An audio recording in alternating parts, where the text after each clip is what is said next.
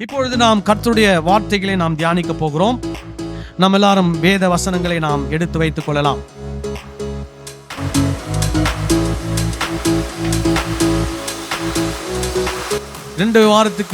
மூணு வாரத்துக்கு முன்னாடி ஒரு தொடர் போதனை ஒன்று பண்ணேன். என்ன அப்படின்னா, ஸ்தோத்திர பலியை குறித்த ஒரு போதனை. அதனுடைய தொடர்ச்சியாக இது அநேகமாக இதுதான் அதனுடைய தொடர்ச்சியில கடைசி பாகமாக இருக்கும் என்று நான் நினைக்கிறேன்.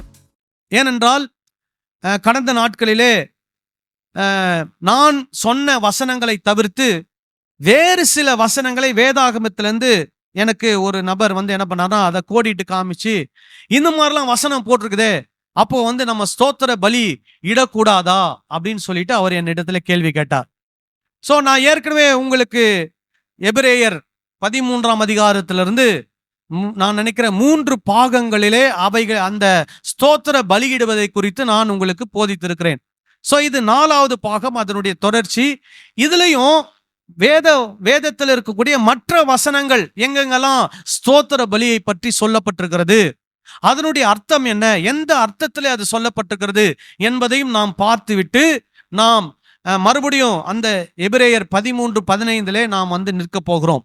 ஸோ ஆகவே நம்ம வேத வசனங்களை எடுத்துக்கொள்வோம். ஸோ மறுபடியும் நம்ம இந்த எபிரேயர் 13ஆம் அதிகாரம் 15-16 வசனங்களை நாம் வாசிக்கலாம். எபிரேயர் 13:15-16. ஆகையால் அவருடைய நாமத்தை துதிக்கும் உதடுகளின் கனியாகிய ஸ்தோத்திர பலியை அவர் மூலமாய் எப்போதும் தேவனுக்கு செலுத்த கடவோம். அன்றியும் நன்மை செய்யவும் தான தர்மம் பண்ணவும் மறவாதிருங்கள். இப்படிப்பட்ட பலிகளின் மேல் தேவன் பிரியமாயிருக்கிறார். ஹல்லேலூயா. சோ இந்த வசனத்தை வைத்துதான் இன்றைக்கு அநேக திருச்சபைகளிலே என்ன போதனை போதித்துக் கொண்டிருக்கிறாங்க, ஸ்தோத்திர பலிகளை நாம் என்ன பண்ண வேண்டும், செலுத்த வேண்டும். சோ அவங்க சொல்லுகிற ஸ்தோத்திர பலி என்ன அப்படின்னா, நம்ம வாயால என்ன பண்ணணுமா, ஆண்டவருக்கு ஸ்தோத்திரம் ஸ்தோத்திரம் என்று சொல்லி பலிகளை நாம் என்ன பண்ண வேண்டுமாம், ஏறெடுக்க வேண்டும். இப்போ இன்னைக்கு நீங்க பாத்தீங்கன்னா, இன்னைக்கு இருக்கக்கூடிய சமுதாயம் எப்படிப்பட்ட சமுதாயம் அப்படின்னா, பல கலாச்சாரம், பல பண்பாடுகள், பல மதங்களை நம்பக்கூடிய ஒரு கலாச்சாரம், ஒரு சமுதாயத்துல நம்ம என்ன பண்ணி கொண்டிருக்கிறோம், வாழ்ந்து கொண்டிருக்கிறோம். இப்படிப்பட்ட ஒரு சமுதாயத்துல நாம் வாழ்ந்து கொண்டிருக்கிறோம். எப்படி அந்த வித்தியாசத்தை காட்டுவதுனா, இந்த ஜபத்தின் மூலமாகவோ உபவாசத்தின் மூலமாகவோ ஒரு குறிப்பிட்ட நிறத்துல ட்ரெஸ் போடுவதன் மூலமாகவோ, நம்முடைய தீர்க்க தரிசனம் சொல்லுகிறது மூலமாகவோ, பேய்களை விரட்டுவதன் மூலமாகவோ, அல்லது வாக்குறுதிகளை நிறைவேற்றுவதன் மூலமாகவோ, பாவ பரிகாரங்களை செய்கிறதன் மூலமாகவோ, அல்லது நாம் பண்ணின பொருத்தனை செய்து அதுல நம்ம உறுதியா இருப்பதன் மூலமாக நமக்கும் அவங்களுக்கும் எதை காட்ட முடியாது, வித்தியாசத்தை காட்ட முடியாது. இது எல்லாம் கிறிஸ்தவத்துல இருக்குது. ஏன் இருக்குது அப்படின்னா, இந்த கிறிஸ்தவத்துல இதெல்லாம் இருப்பதனுடைய நோக்கம் என்னன்னா, இதெல்லாம் புற மத கொள்கைகளாக கிறிஸ்தவத்துல இருக்குது. ஆனா உண்மையா கிறிஸ்துவனுடைய போதனையான்னு கேட்டீங்கன்னா அது என்ன கிடையாது, கிறிஸ்துவனுடைய போதனை கிடையாது. ஏன்னா இன்னைக்கு கிறிஸ்துவினுடைய போதனையிலே இருப்பது கிறிஸ்தவத்தில் இல்லை. சொல்றது புரிஞ்சா? கிறிஸ்துவினுடைய போதனையில் இருப்பது எதில் இல்லை, கிறிஸ்தவத்தில் இல்லை. கிறிஸ்துவனுடைய போதனையிலே இல்லாதது, கிறிஸ்துவனுடைய போதனையிலே இல்லாதது எங்க இருக்குது, கிறிஸ்தவத்தில் இருக்கிறது. அதுக்கு பேர் தான் என்னது, புற மத கொள்கை. புற மத கொள்கைகள் இன்னைக்கு திருச்சபையை என்ன பண்ணி வச்சிருக்குது, ஆக்கிரமித்து ஆட்டி படைத்து கொண்டிருக்கிறது.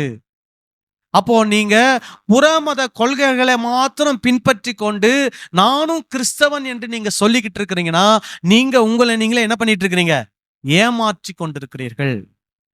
சோ புறம் மதத்தில் இருக்கக்கூடிய அதே காரியங்களை நாம் பின்பற்ற வேண்டிய அவசியம் இல்லை. ஆனா நாம எதை பின்பற்ற வேண்டியது அவசியம் என்றால், இயேசு நமக்கு கற்றுக் கொடுத்திருக்கிற போதனைகளை நாம் என்ன பண்ண வேண்டும், பின்பற்ற வேண்டும். அப்போ நாம் எல்லாரும் இயேசுவினுடைய போதனையை பின்பற்றுவோமானால் இந்த உலகத்துல நாம் எப்படி இருப்போம், வித்தியாசமான மனிதராக இருப்போம். ஒரு ஆமீன் சொல்லலாமா? ஹல்லேலூயா. இந்த பல மத வழிபாடு உள்ள ஒரு சமுதாயத்துல, பல மத கொள்கைகள் உள்ள ஒரு சமுதாயத்துல நம்மை நாமே வித்தியாசப்படுத்தி காட்ட வேண்டும் என்றால் நாம் யாருடைய போதனையின்படி நடக்கணும்? இயேசு கிறிஸ்துடைய போதனையின்படி நடக்கணும். ஹல்லேலூயா. சோ அதனாலதான் நம்ம அதிகமா இயேசு கிறிஸ்துடைய போதனையோடு ஒத்து போகக்கூடிய போதனைகளை நம்ம என்ன பண்றோம்? உங்களுக்கு தொடர்ந்து போதித்து கொண்டு வருகிறோம். ஹல்லேலூயா. அதில் ஒன்றுதான் என்ன? இந்த ஸ்தோத்திர பலியிடுறது. இப்ப இந்த ஸ்தோத்திர பலியிடுறது கிறிஸ்தவத்துல என்ன பண்றாங்க? காலையில ஒரு 5 மணிக்கு டிவி ஆன் பண்ணீங்கன்னா என்ன வரும்? ஸ்தோத்திர பலி தான் வரும். ஒரு மார்வாடி ஒருத்தர் இருக்கிறார். அவர் இந்த 2 வீலர்லாம் ஃபைனான்ஸ் பண்ணுவாரு. 2 வீலர் வாங்கும்போது அவர்கிட்ட போய் நாங்க வாங்க போவோம். சில டாக்குமெண்ட்லாம் கையெழுத்து போட சொல்வாரு. கையெழுத்து போடுவோம். அப்ப அங்க உட்கார்ந்திருந்தா அவருடைய பேக்ரவுண்ட்ல என்ன ஓடிட்டு இருக்கும்? அவங்களுடைய மொழியில ஒரு பஜனை ஒண்ணு என்ன ஆயிட்டே இருக்கும்? ஓடிட்டே இருக்கும். அதுல சொல்லக்கூடிய வார்த்தை என்ன ஆயிட்டே இருக்கும்? ரிப்பீட் ஆயிட்டே இருக்கும். அது எப்போ போனாலும் அவங்க கடையை திறந்து கடையை மூடுற வரைக்கும் பின்னாடி பேக்ரவுண்ட்ல என்ன ஆயிட்டே இருக்கும்? ஓடிக்கிட்டே இருக்கும். இதை கேள்விப்படக்கூடிய, இதை பார்க்கக்கூடிய, இதை கேட்கக்கூடிய சில கிறிஸ்தவங்க என்ன நினைக்கிறாங்கன்னா, நாமளும் என்ன பண்ணணும்? இதே மாதிரி என்ன பண்ணணும்? 1000 ஸ்தோத்திர பலி ஆடியோ வாங்கி என்ன பண்ணணும்? கார்ல போட்டுடணும். 1000 ஸ்தோத்திர பலி ஆடியோ வாங்கி வீட்டுல என்ன பண்ணணும்? போடணும். அதே மாதிரி டிவி ஆன் பண்ணி 1000 ஸ்தோத்திர பலி என்ன பண்ணணும்? போடணும். டிவில வரலன்னா கூட யூடியூப்லயாவது என்ன பண்ணுவோம்? 1000 ஸ்தோத்திர பலியை போட்டு என்ன பண்ணுவோம்? ஓட விடுவோம். பின்னாடி என்ன கேட்டுட்டே இருக்கணும்? 1000 ஸ்தோத்திரம். ஏன்னா வேதவசனம் என்ன சொல்லுது? ஸ்தோத்திர பலி என்ன பண்ணுங்க? இடுங்கன்னு சொல்லுது அப்படின்னு சொல்லி அந்த காரணத்தை சொல்லுகிறார்கள். இப்போ நம்ம ஸ்தோத்திர பலி சொல்லுவதின் மூலமாக இந்த உலகத்திலே நாம் நம்மை தனிப்பட்ட ஒரு மனிதராக காட்ட முடியாது. அப்ப நீங்களும் ஸ்தோத்திர பலி சொல்றீங்கன்னா அவன் என்ன சொல்லுவான்? நாங்களும் என்ன பண்ணிட்டோம்? டெய்லி காலையில இதெல்லாம் நாங்க பண்றோம். அப்போ உங்களுக்கும் எனக்கும் என்ன வித்தியாசம்? ஒரு வித்தியாசமும் கிடையாதுன்னு சொல்லுவான்.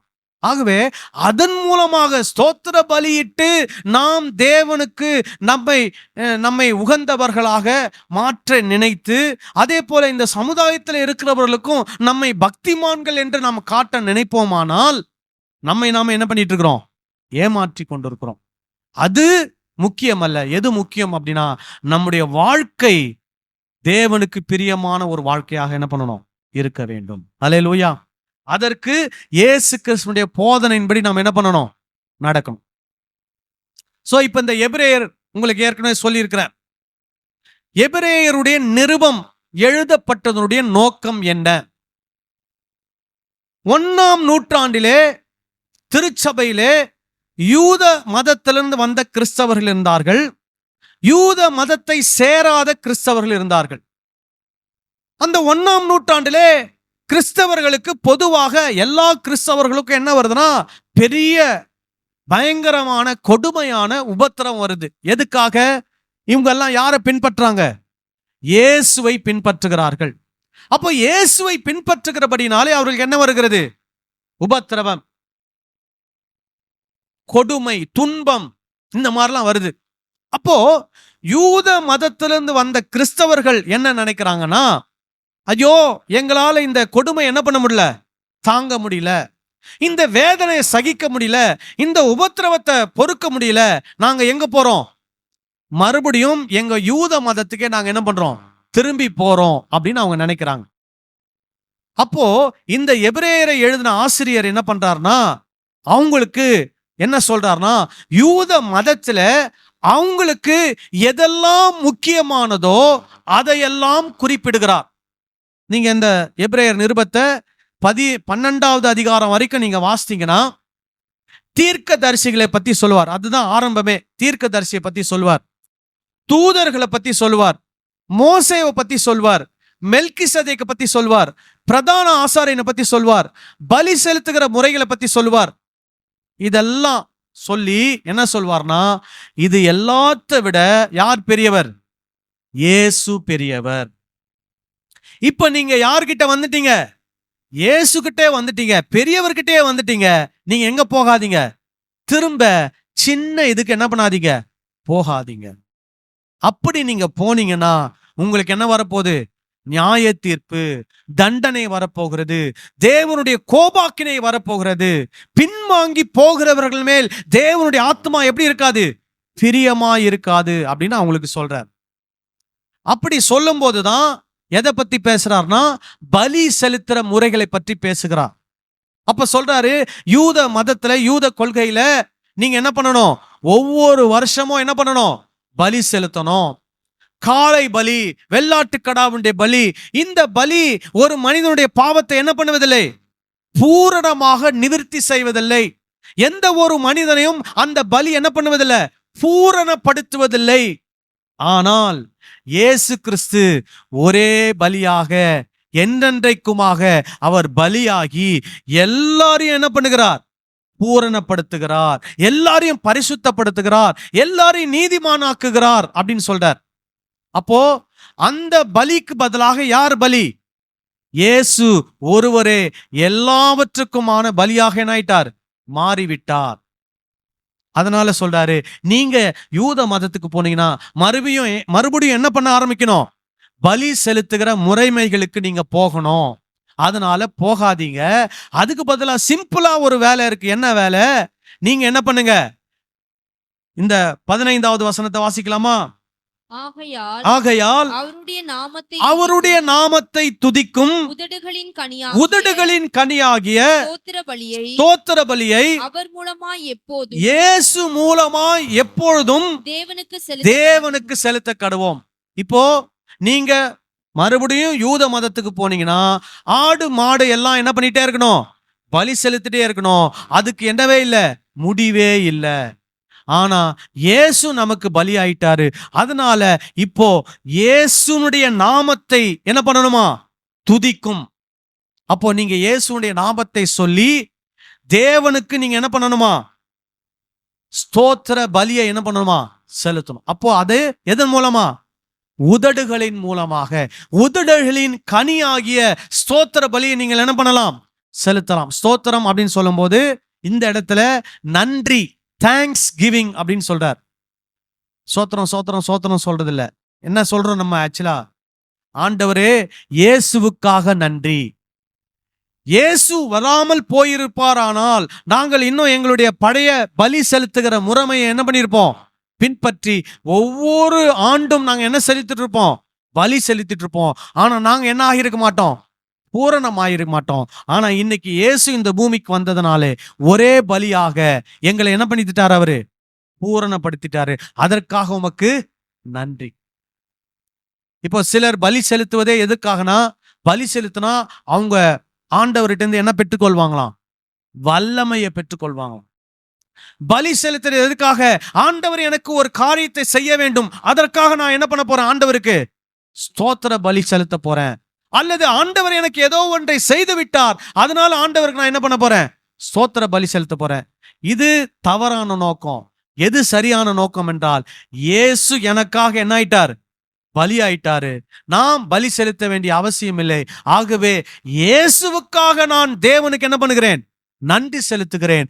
அதனால என்னுடைய உதடுகளின் கனி ஆகிய ஸ்தோத்திர பலியை நான் ஆண்டவருக்கு என்ன பண்ண போறேன்? செலுத்த போகிறேன். அல்லேலூயா. இதுதான் எது சொல்லுது? எபிரேயர் 13ஆம் அதிகாரத்துல சொல்லப்பட்டிருக்கிறது. சோ இதுல ஏற்கனவே சொன்ன சில பிரசங்கத்துல வேறு சில வசனங்களையும் நம்ம பார்த்தோம். என்ன பார்த்தோம்னா, ஒரு சில வசனங்களா பார்த்தோம். அதுக்கப்புறம் அந்த 13ஆம் அதிகாரத்துல இருக்கக்கூடிய மற்ற வசனங்களை நம்ம பார்த்தோம். அதிலும் குறிப்பாக 16ஆம் வசனம் என்ன சொல்லுகிறது? அன்றியும் நன்மை செய்யவும் தான தர்மம் பண்ணவும் மறவாதிருங்கள், இப்படிப்பட்ட பலிகளின் மேல் தேவன் எப்படி இருக்கிறாராம்? பிரியமா இருக்கிறார். சோ முதல்ல உதடுகளின் கனியாகிய ஸ்தோத்திர பலிய பொதுவா சொல்லிட்டு எதுல ஆண்டவர் பிரியமா இருக்கிறான்றாரு? என்ன செய்யணுமா? நன்மை செய்யணும். அப்புறம் தான தர்மம். தான தர்மம்னா ஷேரிங் வித் அதர்ஸ். உங்களுக்கு 2 இருந்தா ஒன்ன இன்னொருத்தருக்கு என்ன பண்ணணும்? கொடுக்கணும், பகிர்ந்து கொள்ளணும். அந்த மாதிரி வாழ்றவங்களுக்கு அப்படிப்பட்ட பலிகளின் மேல் தேவன் எப்படி இருக்கிறாராம்? பிரியமாயிருக்கிறார் என்று சொல்கிறார். அது மட்டுமல்ல, இன்னும் வேறு சில நிறைய வசனங்கள் அந்த 13ஆம் அதிகாரத்தில் சொல்லப்படுகிறது. அவைகளையும் நாம் என்ன பண்ண வேண்டும்? செய்ய வேண்டும். ஆனா ஸ்தோத்திர பலி செலுத்துறவங்க 13ஆம் அதிகாரத்தில் இருக்கிற மற்ற வசனங்களை விட்டுருவாங்க. நன்மை செய்யணும், தான தர்மம் பண்றதையும் என்ன பண்ணுவாங்க, விட்டுருவாங்க. எதை மட்டும் பிடிச்சுக்குவாங்க, ஸ்தோத்திர பலியை மட்டும் பிடிச்சுக்கிட்டு ஒவ்வொரு நாளும் நேர் முழங்காலிட்டு என்ன பண்ணிட்டே இருப்பாங்க, ஸ்தோத்திர பலியை செலுத்து. ஏன்னா அது ரொம்ப ஈஸி. எது ரொம்ப கஷ்டம்? நன்மை செய்வது, தான தர்மம் பண்ணுவது, அன்பு கூறுவது, தீமை செய்யாமல் இருப்பது, இது ரொம்ப கஷ்டம். ஆனா எது ரொம்ப ஈஸி? ஸ்தோத்திர பலி. 1000 ஸ்தோத்திர பலி சொல்றது ரொம்ப ரொம்ப ஈஸி. ஆனா ஈஸியானது செய்வாங்க, கஷ்டமானது என்ன பண்ண மாட்டாங்க, செய்ய மாட்டாங்க. ஏன்னா 13ஆம் அதிகாரத்தில் இருக்கிற அந்த எபிரேயர் 13ஆம் அதிகாரத்தில் இருக்கக்கூடிய 15வது வசனம் தான் யாருக்கு? எனக்கு. மீதி வசனம் எல்லாம் எனக்கு கிடையாது. அது யாருக்கு? மத்தவங்களுக்கு.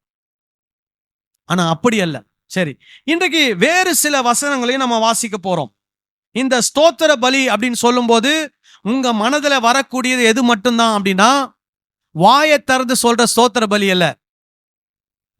மறுபடியும் நான் உங்களுக்கு அதை விலைக்கு சொல்றேன், சரிங்களா? இங்க வர்ற ஸ்தோத்திர பலின்னு இப்போ நம்ம வாசிக்க போகிற எல்லா வசனத்திலையும் வாயை திறந்து சொல்ற ஸ்தோத்திர பலியை பற்றி என்ன பண்ணவில்லை, சொல்லப்படவில்லை. எபிரேயர் 13ஆம் அதிகாரத்துல 15வது வசனத்துல மட்டும்தான் உதடுகளின் கனியாகிய ஸ்தோத்திர பலின்னு சொல்லப்பட்டிருக்கிறது. ஆகவே இப்போ நம்ம வாசிக்க போகிற வசனங்கள்லாம் வேற வசனங்கள். அது என்னன்றதை இப்ப நான் உங்களுக்கு விளக்கி சொல்ல போறேன். எரேமியா 17வது அதிகாரம் 26வது வசனத்தை வாசிப்போம். யூதாவின் பட்டணங்களிலும் எருசலேமின் சுற்றுப்புறமான ஊர்களிலும் பென்யமீன் தேசத்திலும் பள்ளத்தாக்கான சீமையிலும் மலை நாட்டிலும் தெற்கிலும் இருந்து ஜனங்கள் சர்வாங்க தகனங்களையும் பலிகளையும் போஜன பலிகளையும் தூப வர்க்கங்களையும் ஸ்தோத்திர பலிகளையும் கர்த்தருடைய ஆலயத்துக்கு கொண்டு வருவார்கள். இப்ப இது என்ன சொல்லப்பட்டிருக்குது?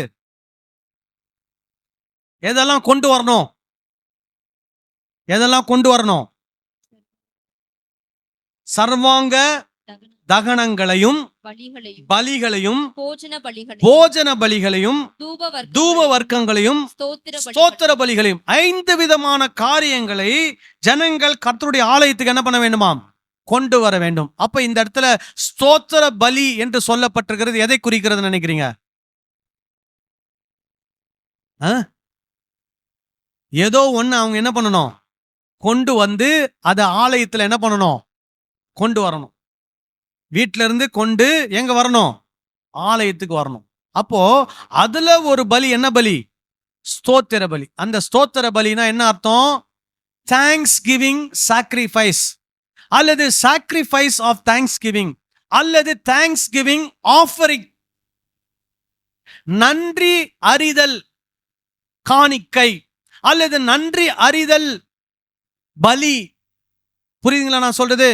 இதை என்ன பண்ணுமா, அவங்க எங்க கொண்டு வரணுமா, தேவனுடைய ஆலயத்துக்கு கொண்டு வரணும். இதை யார் சொல்றா?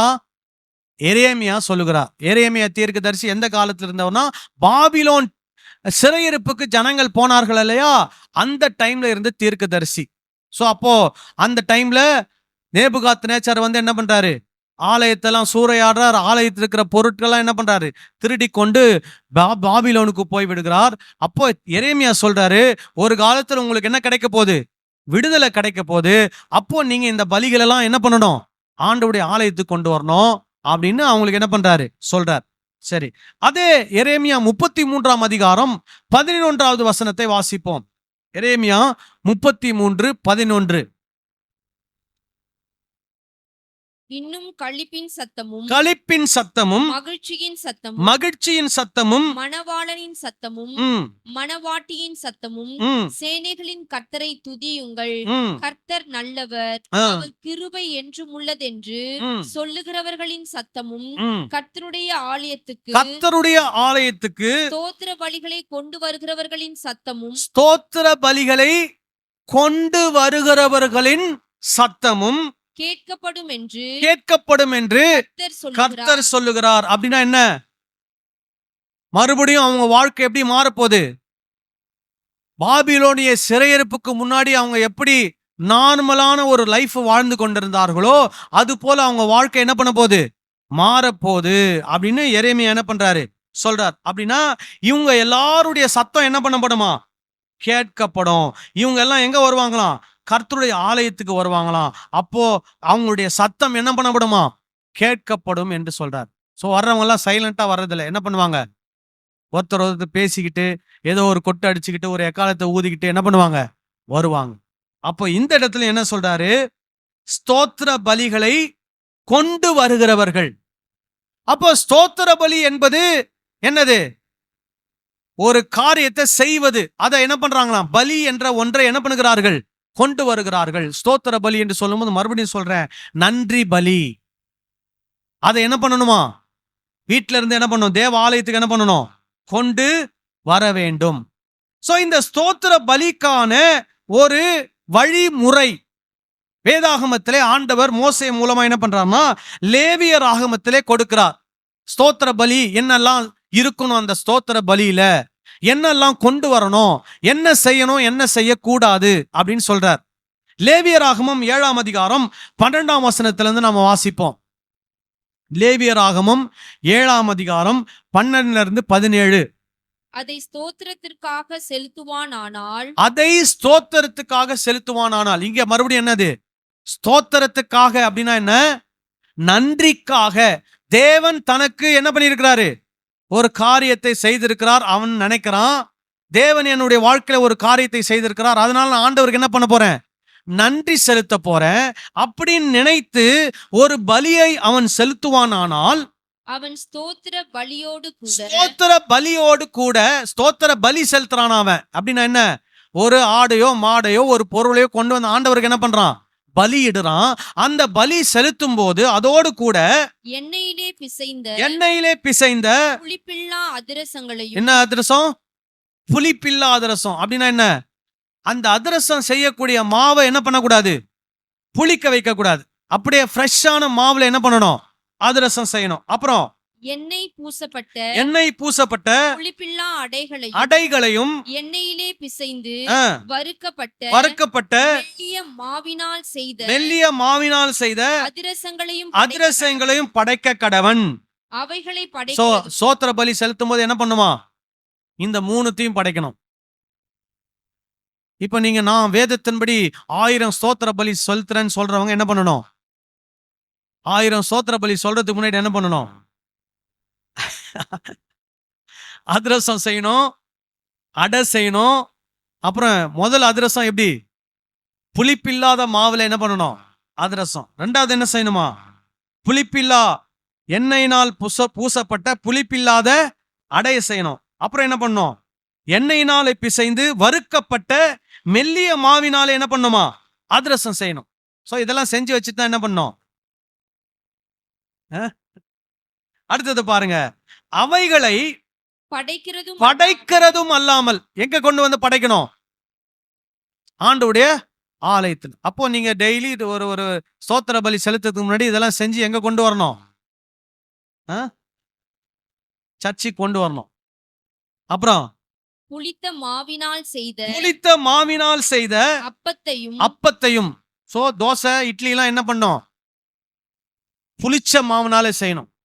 அப்புறம் தன்னுடைய சமாதான பலியாகிய ஸ்தோத்திர பலியோடு கூட படைக்க வேண்டும். சோ ஸ்தோத்திர பலியோடு எதையும் சேர்த்து படைக்கணுமா, சமாதான பலி, தன்னுடைய சமாதான பலியை படைக்கணுமா. அப்புறம் அந்த படைப்பு முழுவதிலும் வகைக்கு ஒவ்வொன்றை எடுத்து கர்த்தருக்கு ஏறெடுத்து படைக்கும் பலியாக செலுத்துவானாக. அது சமாதான பலியின் இரத்தத்தை தெளித்த ஆசாரியனுடையதாகும். சோ ஒரு சிலதெல்லாம் என்ன யாருதான் மாறுது, அது ஆசாரியனதாக மாறுகிறது. அப்புறம் சமாதான பலியாகிய ஸ்தோத்திர பலியின் மாம்சமானது செலுத்தப்பட்ட அன்றைய தினமே புசிக்கப்பட வேண்டும். அப்போ சமாதான பலியாகிய ஸ்தோத்திர பலியின் மாம்சம். அப்போ நீங்க ஒரு ஆடையோ மாடையோ ஸ்தோத்திர பலியாக நீங்க வந்து செலுத்துறீங்க, அதோட சேர்த்து சமாதான பலியும் செலுத்துறீங்க அப்படின்னா அந்த மாம்சத்தை என்ன பண்ணுமா, அன்றைய தினமே என்ன பண்ணுமா, புசிக்க வேண்டும். அப்புறம் அதில் ஒன்றும் விடிய காலம் மட்டும் வைக்கப்படலாகாது. சோ என்ன செய்யணும், என்ன செய்ய கூடாது. அப்புறம் அவன் செலுத்தும் பலி ஆ, பொருத்தனையாவது அடுத்தது அவன் செலுத்தும் பலி என்னவா? பொருத்தனையாவது. அது என்னவா பொருத்தனை அப்படின்னா என்ன? கர்த்தர் எனக்கு இதை செஞ்சா நான் இதை என்ன பண்ணுவேன், செய்வேன் அப்படின்னு அவர் பொருத்தனை பண்ணியிருக்கிறார். அதனால அவர் என்ன பண்றாரு, கர்த்தர் தனக்கு செய்ததுனால அந்த பொருத்தனையை நிறைவேற்றுறாரு. அது என்னவாமா? அது பொருத்தனையாகவும் ஸ்தோத்திர பலியாகவும் அது என்ன பண்ணுகிறது, மாறுகிறது. அதோட சேர்த்து என்ன பண்றாரு, சமாதான பலியும் செலுத்துறார். அப்புறம் உற்சாக பலியாவது ஆ, இருக்குமானால் ஆ, அது செலுத்தப்படும் நாளிலும் ஆ, அதில் மீதியானது மறுநாளிலும் புசிக்கப்படலாம். புசிக்கப்படலாம். எதை மறுநாள்ல புசிக்கலாம்? பொருத்தனையாயாவது உற்சாக பலியாயாவது இருக்குமானால் அது செலுத்தப்படும் நாளிலும் அதன் மீதியானது மறுநாளிலும் என்ன பண்ணலாம், புசிக்கப்படலாம்.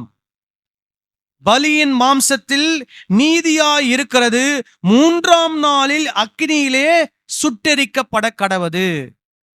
சோ இன்னைக்கு சாப்பிடலாம், நாளைக்கு சாப்பிடலாம். எதை மட்டும்? பொருத்தனை உற்சாக பலியை மட்டும் சாப்பிடலாம். ஆனா சமாதானம் ஸ்தோத்திர பலியை என்னைக்கே சாப்பிட்டுடணும், அன்னைக்கே சாப்பிடணும். அதெல்லாம் சாப்பிட்றதுக்கு முன்னாடி, அந்த மிருகத்தை கொண்டு வந்து பலி செலுத்துறதுக்கு முன்னாடி உட்காந்து வீட்டுல என்ன செய்யணும்? புளிப்பில்லாத மாவுல அதிரசம், அடை, எண்ணெயில வறுக்கப்பட்ட மாவுல ஒரு சில அதிரசம், அப்புறம் புளிப்புள்ள மாவுல என்ன பண்ணணும், அப்பெல்லாம் சுட்டு அந்த அந்த மிருகத்தை எங்க கொண்டு வரணும், ஆலயத்துக்கு கொண்டு வந்து பலி செலுத்திட்டு அதுல உச்சிதமான காரியங்களை ஆசாரியனுக்கு கொடுத்துட்டு மீதி எல்லாம் உட்காந்து குடும்பமா உட்காந்து என்ன பண்ணணும், சாப்பிடணும். இது பேர் தான் என்னது, என்ன பலி? ஸ்தோத்திர பலி. அதனால்தான் நம்ம எரேமியால வாசித்தோம், ஸ்தோத்திர பலியை ஆலயத்துக்கு என்ன பண்ணுமாம், கொண்டு வர வேண்டும் என்று யார் சொல்லுகிறது? எரேமியா சொல்லுகிறார். இப்ப இந்த இடத்துல இன்னைக்கு இருக்கக்கூடிய போதகர்கள் ஸ்தோத்திர பலி ஸ்தோத்திர பலின்னு சொல்றது எல்லாத்தையும் எப்படி புரிஞ்சுக்கிறாங்கன்னா, வாயில திறந்து என்ன பண்றது, சோத்திரம் சோத்திரம் சோத்திரம் சொல்றது. அப்போ ஸ்தோத்திர பலி எங்க கொண்டு வானா, ஆலயத்துக்கு கொண்டு வானா நீ எங்க வரணும், ஆலயத்துல வந்து வாயை திறந்து என்ன பண்ணணும், சோத்திரம் சோத்திரம் சொல்ல. சில ஆலயத்துல நீங்க பாத்தீங்கன்னா ஆரம்பிக்கும் போதே எவ்வளவு நேரம் சோத்திரம் சொல்லுவாங்கன்னா, அரை மணி நேரம் 1 மணி நேரம் என்ன பண்ணுவாங்க, ஸ்தோத்திரம் சொல்லுவாங்க, ஸ்தோத்திரம் மட்டுமே. ஆனா இது என்ன அப்படின்னா, ஒரு முறை, வழிமுறை. ஒரு மிருகத்தை பலி செலுத்த வேண்டும், ஒரு சில பதார்த்தங்களை என்ன பண்ண வேண்டும், செய்ய வேண்டும், அதை கொண்டு ஆலயத்துக்கு வர வேண்டும். அந்த பலியை செலுத்திவிட்டு அங்கே உட்கார்ந்து செய்ததெல்லாம் ஒரு சில உச்சிதமானது ஆசாரியருக்கு கொடுத்து விட்டு மீதி எல்லாம் அந்த குடும்பம் உட்கார்ந்து என்ன பண்ணணும், சாப்பிடணும். இதுக்கு பேர் தான் என்ன பலி சொல்லுங்க? ஸ்தோத்திர பலி. அதெல்லாம் இப்ப நம்ம செய்யறதில்லை. ஏன்னா நம்ம முதல்ல யூதர்கள் கிடையாது, இது தேவாலயமும் கிடையாது. இது என்னது, சபை கூடி வருகிற ஒரு இடம். நான் ஆசாரியனும் கிடையாது. புரிஞ்சுங்களா? எல்லாமே கிறிஸ்துவுக்குள் மாறிவிட்டது. சரி, அடுத்தது பாருங்க, லேவியர் 22வது அதிகாரம் 29 இருந்து 31. லேவியர் 22 29 இருந்து 31. கர்த்தருக்கு ஸ்தோத்திர பலியை செலுத்துவீர்களானால் மனப்பூர்வமாய் அதை செலுத்துவீர்களாக. அந்நாளிலே தான் அது புசிக்கப்பட வேண்டும். விடியற்காலம் மட்டும் நீங்கள் அதில் ஒன்றும் மீதியாக வைக்க வேண்டாம். நான் கர்த்தர். நீங்கள் என் கட்டளைகளை கைக்கொண்டு அவைகளின்படி செய்ய கடவீர்கள். நான் கர்த்தர். சோ இங்கேயும் மறுபடியும் என்ன சொல்றாரு ஆண்டவர், ஸ்தோத்திர பலிகளை செலுத்துவீர்களானால் அதை எப்படி செலுத்தணுமா, மனப்பூர்வமா. இந்த இடத்துலயும் வாயை திறந்து சொல்ற ஸ்தோத்திர பலியை பத்தி என்ன பண்ணல, சொல்லப்படல. எதை பற்றி சொல்லப்பட்டிருக்கிறது? நம்ம ஏற்கனவே 7ஆம் அதிகாரத்துல வாசித்த அந்த வழிமுறைகளை என்ன பண்ண வேண்டும், மனப்பூர்வமாய் என்ன பண்ண வேண்டும், செய்ய வேண்டும். அதுல பலியாய் படைக்கப்படுகிற அந்த மிருகம், அதனுடைய மாமிசம் அடுத்த நாள் வரைக்கும் என்ன பண்ணப்படக்கூடாது, வைக்கப்படக்கூடாது. அன்றைய தினமே என்ன பண்ணப்பட வேண்டும், புசிக்கப்பட வேண்டும் என்று சொல்லுகிறார். சோ இது இந்த 2 காரியமும் மோசே மூலமா ஆண்டவர் இஸ்ரவேல் ஜனங்களுக்கு கொடுத்த ஒரு கட்டளை. சோ இஸ்ரவேல் ஜனம் அப்படின்னு சொல்லும் போது ஒரே ஜனம், ஒரே கலாச்சாரம், ஒரே மொழி, ஒரே குடும்பத்தை சேர்ந்தவர்கள். அவர்களுக்கு ஆண்டவர் ஒரே ஆண்டவர். அந்த ஆண்டவர் இவர்கள் அவருடைய வாழ்க்கை எப்படி வாழ வேண்டும் என்று பல கட்டளைகளை கொடுத்தார். அதுல இது ஒரு கட்டளை. இது எங்க இருக்குது? லேவியராகமம் 7ஆம் அதிகாரம் 22 இருக்குது. சரியா? இதுக்கப்புறமா எங்கெங்கெல்லாம் வேத வசனங்களிலே ஸ்தோத்திர பலி என்று வருகிறதோ அதையும் நம்ம வாசிப்போம். சங்கீதம் 50வது அதிகாரம் 14-15 வசனங்களை வாசிக்கலாம். சங்கீதம் 50, 14, 15. நீ தேவனுக்கு ஸ்தோத்திர பலியிட்டு உன்னதமானவருக்கு உன் பொருத்தனைகளை செலுத்தி ஆபத்து காலத்தில் என்னை நோக்கி கூப்பிடு, நான் உன்னை விடுவிப்பேன், நீ என்னை மகிமைப்படுத்துவாய். சரி, இங்க என்ன சொல்லியிருக்குது? நீ தேவனுக்கு என்ன பண்ணு? ஸ்தோத்திர பலியிட்டு. உடனே நம்மால் எப்படி எடுத்துக்கிறாங்க? 1000 ஸ்தோத்திர பலி என்ன பண்ணு? செலுத்திட்டு உன் பொருத்தனைகளை என்ன பண்ணு? செலுத்தி. சோ என்ன பொருத்தனை? என்னுடைய மகளுக்கு கல்யாணம் ஆனா தங்கத்திலே என்ன பண்ண போறேன்? சிலுவை வைக்க போறேன். என்னுடைய மகனுக்கு வேலை கிடைச்சா நான் சர்ச்சுக்கு 4 ஃபேன் என்ன பண்ணுவேன்? வாங்கி கொடுப்பேன். நீங்க சபைக்கு ஒரு பொருளை வாங்கி கொடுக்கிற நல்ல விஷயம். ஆனா பொருத்தனை செய்து என்ன பண்ணக்கூடாது? செய்யக்கூடாது. அது பொருத்தனை செய்து நீங்க செய்றீங்கன்னா என்ன அர்த்தம்? ஆண்டவர்கிட்ட ஏதோ டீல் பேசுறீங்க. என்ன டீலு? நீர் எனக்கு இதை செய்தால் நான் என்ன பண்ணுவேன்? உமக்கு இதை செய்வேன். இப்ப ஆண்டவர் உங்ககிட்ட ஏதாவது டீல் பேசினாரா? நீ ஏதாவது பண்ணு, அப்பதான் நான் என் குமாரனை உனக்கு நான் இந்த பூமிக்கு அனுப்பி என் குமாரன் உனக்காக ரத்த சிந்தி மரிப்பாரு, நீ இதை பண்ணுன்னு சொன்னாரா? இல்ல. நம்ம எதுவுமே பண்ணல. ஆனா ஆண்டவர் அன்பாகவே இருந்து தம்முடைய குமாரனை இந்த பூமிக்கு என்ன பண்ணினார்? அனுப்பினார். அப்படிப்பட்ட ஆண்டவர் நம்ம எதை செய்யலனாலும் அவர் நமக்கு செய்ய வேண்டியதை என்ன பண்ணுவார்? செய்வார். அதனால பொருத்தனை என்ன பண்ணக்கூடாது? பண்ணக்கூடாது. சரி, அப்புறம் பாருங்க, இதை வச்சுட்டு என்ன சொல்றாங்க? நீ ஸ்தோத்திர பலியிட்டு உன் பொருத்தனைகளை செலுத்து. அப்போ ஆபத்து காலத்தில் ஆண்டவரை நோக்கி கூப்பிட்டால் ஆண்டவர் உன்னை என்ன பண்ணுவார்? விடுவிப்பார். இது சங்கீதக்காரன் சொல்றார். என்ன சங்கீதக்காரன் சொல்றாரு? அவருடைய பாட்டுல அந்த இஸ்ரவேல் ஜனங்களுக்கு அந்த பாடல்ல எதை சொல்றாரு?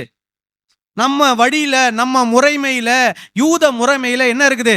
ஸ்தோத்திர பலின்னு ஒண்ணு இருக்குது, பொருத்தனைன்னு ஒண்ணு இருக்குது. அப்போ இதெல்லாம் நீ செஞ்சினா நீ ஆண்டவர் நோக்கி கூப்பிட்ட ஆண்டவர் உனக்கு என்ன பண்ணுவாரு? செவி கொடுப்பார். இப்ப நீங்க இதை செலுத்தல, ஆண்டவர் நோக்கி கூப்பிட்ட ஆண்டவர் செவி கொடுப்பாரா? கொடுக்க மாட்டாரா? சொல்லுங்க. கொடுப்பார். ஆனா அவங்களுடைய கலாச்சாரம், அவங்களுடைய மத வழிபாட்டு முறை, அதனால சங்கீதக்காரன் அவங்க ஆடியன்ஸுக்கு என்ன சொல்றாரு? நீ என்ன பண்ணு? தேவனுக்கு ஸ்தோத்திர பலியிட்டு உன்னதமானவருக்கு உன் பொருத்தனைகளை நீ என்ன பண்ணு? செலுத்து. அப்படி நீ செலுத்தும் போது ஆபத்து காலத்துல நீ அவரை நோக்கி கூப்பிட்டா ஆண்டவர் உன்னை என்ன பண்ணுவாரு? விடுவிப்பார். சங்கீதக்காரன் அவங்க யூத ஜனங்களுக்கு என்ன பண்றாரு? இந்த பாடல் மூலமாக இந்த ஆலோசனை அவங்களுக்கு என்ன பண்றார்? வழங்குறார். அது எந்த காலம்? கிறிஸ்துவுக்கு முன் இருக்கக்கூடிய காலம். அதே அதிகாரம் 23வது வசனத்தை வாசிப்போம். ஸ்தோத்திர பலியிடுகிறவன் என்னை மகிமைப்படுத்துகிறான். மறுபடியும் இங்க என்ன பலிதான்? ஸ்தோத்திர பலினா எந்த ஸ்தோத்திர பலி? லேவியர் 7, லேவியர் 28ஆம் அதிகாரத்துல சொல்லப்பட்டிருக்கிற ஸ்தோத்திர பலி. இது உதட்டினால் சொல்லக்கூடிய ஸ்தோத்திர பலி அல்ல. இதையும் எப்படி எடுத்துக்கிறாங்க? ஸ்தோத்திர பலியிடுகிறவன் தேவனை மகிமைப்படுத்துறான். அதனால நான் எங்க வீட்டுல என்ன போட்டிருக்கிறோம்? ஸ்தோத்திர பலி போட்டிருக்கிறோம். அதனாலதான் வாயை திறந்து என்ன பண்றேன்? 1000 ஸ்தோத்திர பலி சொல்றேன். அதனால் தேவன் எப்படி இருக்கிறாரு? மகிமைப்படுகிறார். அந்த அர்த்தத்துல சங்கீதக்காரன் சொல்லவில்லை. சங்கீதக்காரன் எந்த அர்த்தத்துல சொல்றாரு? லேவியராகமம் 7ஆம் அதிகாரத்திலே நமக்கு கொடுக்கப்பட்டதே ஒரு வழிமுறை. ஸ்தோத்திர பலினா என்ன, அதை எப்படி செலுத்தணும்னு மோசே மூலமா நமக்கு கொடுக்கப்பட்ட வழிமுறை. அந்த வழிமுறைகளை நீ செய்வாயானால் நீ யாரை மகிமைப்படுத்துகிறாய்? தேவனை மகிமைப்படுத்துகிறாய். இப்போ உதாரணம் நான் சொல்றேன். நான் சண்டே ஸ்கூல் படிக்கும் போது எனக்கு சிம்சோனுடைய கதையை பற்றி எனக்கு சொன்னாங்க. சண்டே கிளாஸ்ல என்ன சொன்னாங்க? சிம்சோன் அவன் தவறு செய்தான், பாவம் செய்தான். அவனுடைய முடி என்ன பண்ணப்பட்டது? வெட்டப்பட்டது. அவனுடைய கண் என்ன பண்ணப்பட்டது? குருடாக்கப்பட்டது. அவனை கொண்டு போய் எதுல கட்டி வச்சுட்டாங்கன்னா மாவு அரைக்கக்கூடிய அந்த இதுல கொண்டு போய் என்ன பண்ணிட்டாங்க? கட்டி வச்சுட்டாங்க. நான் என்ன நினைச்சேன் தெரியுமா? மாவு அரைக்கிற தூண்ல கட்டி வச்சுட்டாங்கன்னு ஒண்ணு என்ன நினைச்சிருப்பான்னு நினைக்கிறீங்க? நம்ம எல்லாம் சின்ன வயசுல போய் மாவு அரைப்போம் பாத்தீங்களா? அரிசி மாவு, கேழ்வரகு, கோதுமை. அங்க ஒரு மிஷின் இருக்கும், 4 கால் இருக்கும் அதுக்கு. அங்க போனா காதெல்லாம் என்ன ஆயிடும், அப்படியே இதுவாயிடும், சத்தம் கேட்கும். அந்த மிஷினுக்கு இருக்கிற கால்ல யாரை கட்டிட்டாங்கன்னு நினைச்சேன், சிம்சோனை கட்டிட்டாங்கன்னு நினைச்சேன். ஏன்னா எனக்கு சொல்லி கொடுத்த ஆசிரியர் என்ன சொல்லி கொடுத்தாரு, மாவரைக்கிற மிஷினுடைய தூணுல யாரை கட்டிட்டாங்க, சிம்சோனை கட்டிட்டாங்க. அவன் என்ன பண்ணிட்டு இருந்தான், டெய்லி என்ன அரைச்சிட்டு இருந்தான், மாவு அரைச்சிட்டான். அப்ப நான் என்ன யோசித்தேன், அவனை காலில் சங்கிலி போட்டு அந்த தூண்ல கட்டிட்டாங்க. அவன் டெய்லி என்ன பண்ணிட்டு இருந்தான், அரிசியெல்லாம் வாங்கி அந்த புனல்ல கொட்டி என்ன பண்ணிட்டு இருந்தான், அந்த ஒரு வட்டமா இருக்கிறத சுத்தி சுத்தி என்ன பண்ணிட்டு இருந்தான், மாவு அரைச்சி கொடுத்துருந்தான் அப்படின்னு நான் நினைச்சேன். ஆனா அந்த காலத்துல மாவு அரைக்கிறது எப்படி இருக்கும் தெரியுமா,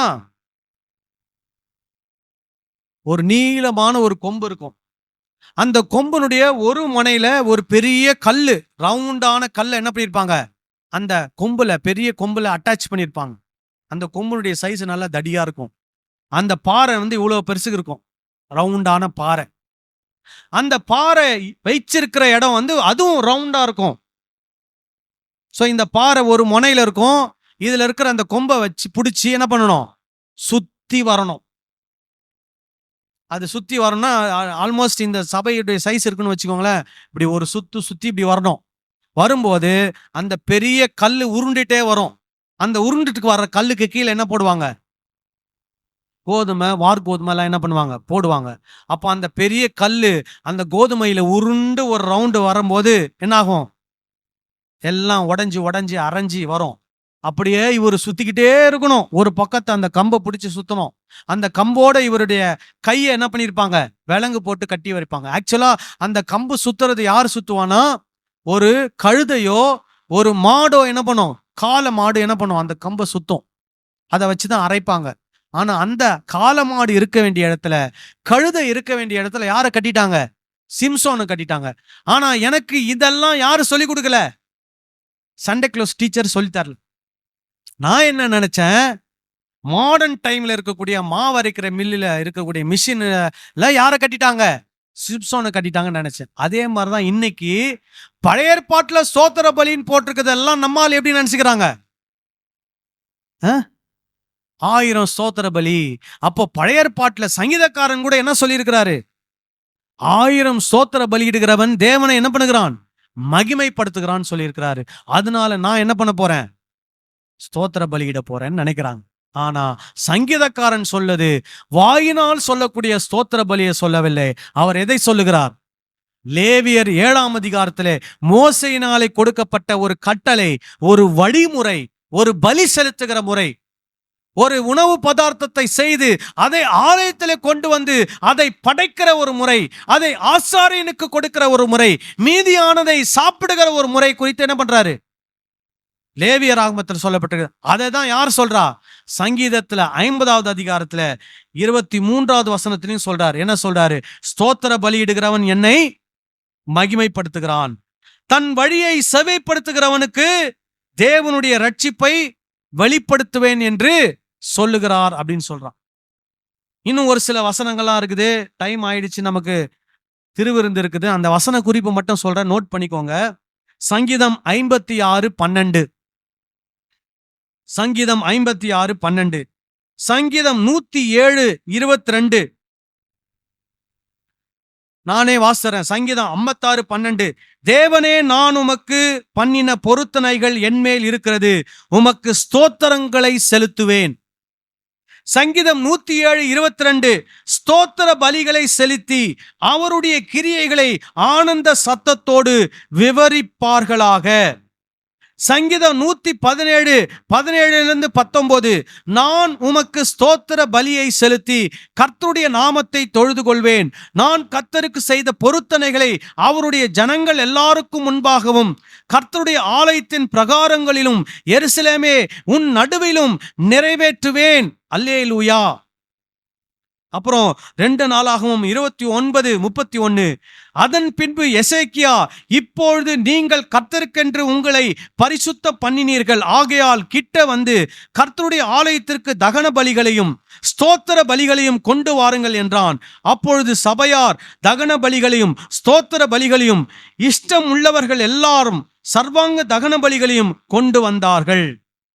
ஆமோஸ் 4:4-5 பெத்தேலுக்கு போய் துரோகம் பண்ணுங்கள், கில்காலுக்கு போய் துரோகத்தை பெருக பண்ணி காலைதோறும் உங்கள் பலிகளையும் 3ஆம் வருஷத்திலே உங்கள் தசம பாகங்களையும் செலுத்தி புளித்த மாவுள்ள ஸ்தோத்திர பலியோடே தூபம் காட்டி உற்சாக பலிகளை கூறி தெரியப்படுத்துங்கள். இஸ்ரவேல் புத்திரரே, இப்படி செய்வதே உங்களுக்கு பிரியம் என்று கர்த்தராகிய ஆண்டவர் சொல்லுகிறார். சோ இந்த இடத்துலலாம் எது வருது? ஸ்தோத்திர பலி வருது. இந்த இடத்துல வரக்கூடிய ஸ்தோத்திர பலி எல்லாம் எந்த அர்த்தத்துல சொல்லப்பட்டிருக்குன்னா, மோசே கொடுத்த கட்டளையின் அர்த்தத்திலே சொல்லப்பட்டிருக்கிறது. எபிரேயர்ல சொல்லப்பட்டிருக்கிற அர்த்தத்துல என்ன பண்ணப்படவில்லை? சொல்லப்படவில்லை. இதெல்லாம் எந்தோடு போயிடுச்சு? பழைய ஏற்பாடு போச்சு. புதிய ஏற்பாட்டுல எபிரேயர்ல மட்டும்தான் என்ன பண்ணப்பட்டிருக்குது? ஸ்தோத்திர பலியை பற்றி சொல்லப்பட்டிருக்கிறது. அதுவும் உதடுகளின் கனியாகிய ஸ்தோத்திர பலி. எதற்காக சொல்லுகிறார்? யூத கிறிஸ்தவர்கள் மறுபடியும் எங்க போறாங்க? யூத மதத்துக்கு போறாங்க. அவங்களுக்கு சொல்றாரு, இயேசுவின் மூலம் எல்லா பலி முறைமைகளும் என்ன பண்ணப்பட்டது? முடிவுக்கு வந்து விட்டது. நீங்க மறுபடியும் யூத மதத்துக்கு போனா மறுபடியும் அந்த பலி செலுத்த முறைமைக்கு என்ன பண்ணணும்? போனோம். அதனால கிறிஸ்துவை விடாம, கிறிஸ்துவை பற்றி கொண்டு நீங்க எதை செலுத்தினா போதும்? உதடுகளின் கனியாகிய ஸ்தோத்திர பலியை செலுத்தினால் போதும். அதோடு கூட நன்மை செய்யுங்கள், தான தர்மம் பண்ணுங்கள். இப்படிப்பட்ட பலிகளின் மேல் தேவன் எப்படி இருக்கிறார்? பிரியமாய் இருக்கிறார். இப்படி சொல்லி அவர் முடிக்கிறார். அதனால இதெல்லாம் கேட்டுட்டு நான் மறுபடியும் என்ன பண்ணுவேன்? ஸ்தோத்திர பலி தான் செலுத்துவேன் அப்படின்னு பிடிவாதமா இருந்தாங்க, நீங்க செய்யுங்க. அதை பத்தி எனக்கு எந்த ஆட்சேபனையும் கிடையாது. நீங்க உங்க நேரத்தை என்ன பண்றீங்க? வீணாக்குறீங்க. அதுக்கு பதிலா என்ன பண்ணுங்க? நன்மை செய்யுங்க, தான தர்மம் பண்ணுங்க. இயேசு கிறிஸ்து போதித்த போதனைகளை கேட்டு அதன்படி என்ன பண்ணுங்க? நடங்க. எபிரேயர் 13ஆம் அதிகாரத்துல இன்னும் நிறைய விஷயங்கள் சொல்லப்பட்டிருக்குது. அதையும் படிச்சு என்ன பண்ணுங்க? அதை உங்க வாழ்க்கையில செயல்படுத்துங்க. அவைகளின் மேல் தேவன் எப்படி இருக்கிறார்? பிரியமாயிருக்கிறார். நாம் மதத்தை பின்பற்றுவதற்காக என்ன பண்ணப்படவில்லை? அழைக்கப்படவில்லை. யாரை பின்பற்ற? இயேசுவை பின்பற்ற அழைக்கப்பட்டிருக்கிறோம். ஹல்லேலூயா. எல்லாரும் ஜெபம் பண்ணலாமா? எல்லாரும் கண்களை மூடி நாம் ஜெபம் செய்வோம்.